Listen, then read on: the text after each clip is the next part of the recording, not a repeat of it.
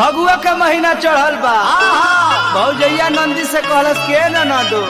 भौजी सुने में आवता कि जनेरा में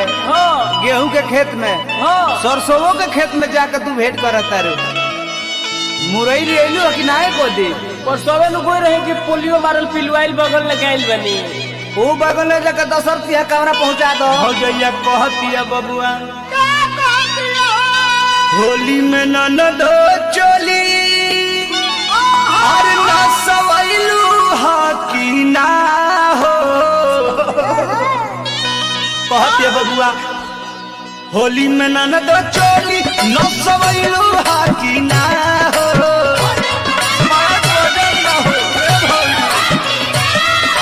होली में ननद चोली ना सवैलू हाकी ना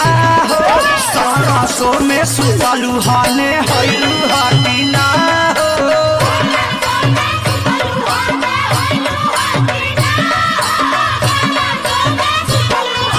होली में ननद चोली ना सवैलू हाकी ना हो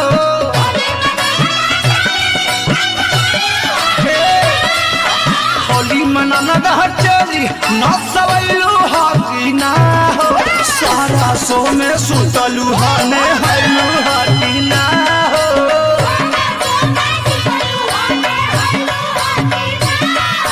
सारा सो में सुतलू हा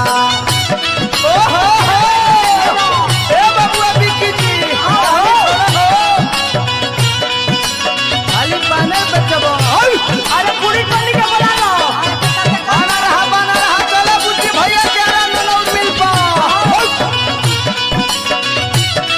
होली खेले ए संजीव घेरा ए नाना दो का हो सुबह से तू गोई लोभी के आवता रू का करत रहो अजीत बावनपीर के साथ शूटिंग में थी नूनू जितेंद्र के साथ थी घर से तू गइलू सवेरे काहे लेट कके अइलू हा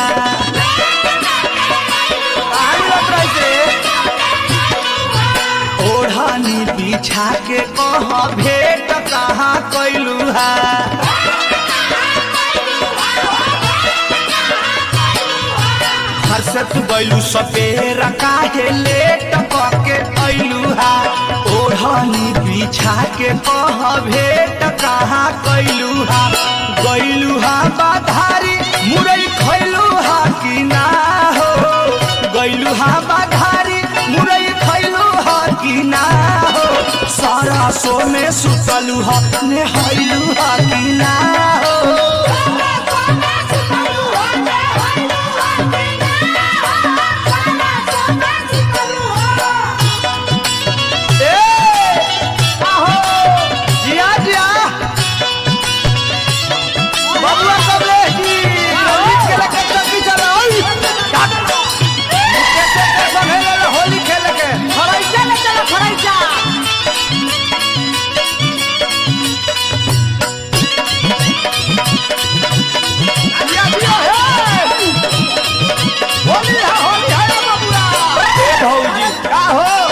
बतैबू नानू ना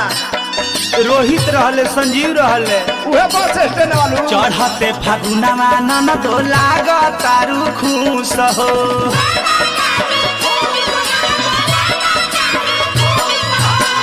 खिलता जवानी पवन पिया तारू जूस हो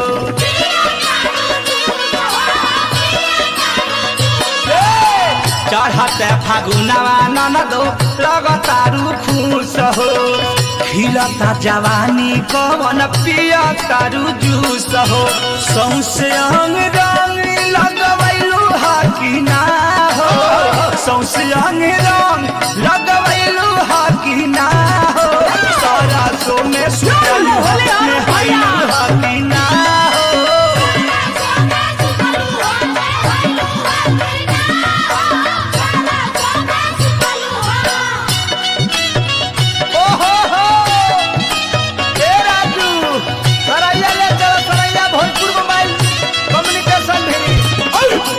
होली है करेगा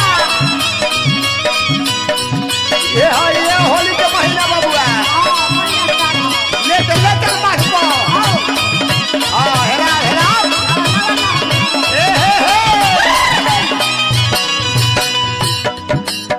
देखो ना तो तू बड़ा झूठ बोलत है। और तारा बाल में देखो सरसों का फूल लागल बा। ना ए भौजी हम ऐसा काम ना कर सकते। झूठ बोलता लागल बाबे दाग सगरो का पारा ना साइल बा।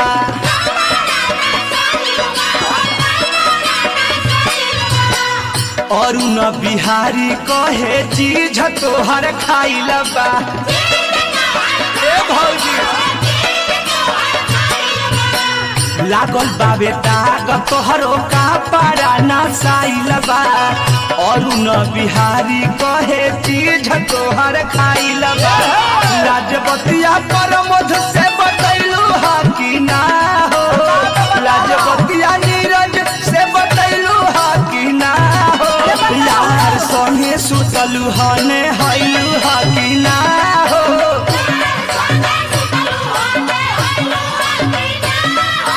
यार संगे